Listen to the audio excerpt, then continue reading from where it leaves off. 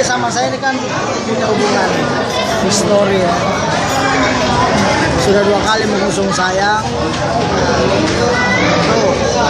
Saya udah utang lah.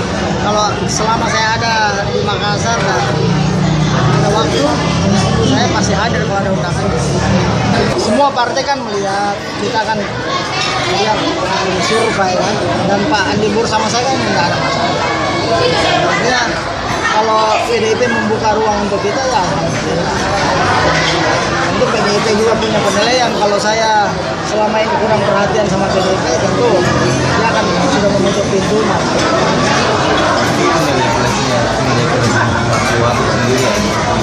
Bukan saya, silakan tanya pengurus PDIP. Ya, tapi kita kan sudah merasa kan ada juga partai-partai setelah periode itunya ya, dia kurang mesra akhirnya kan dia. Tapi kan lihat di DKI kan seperti itu.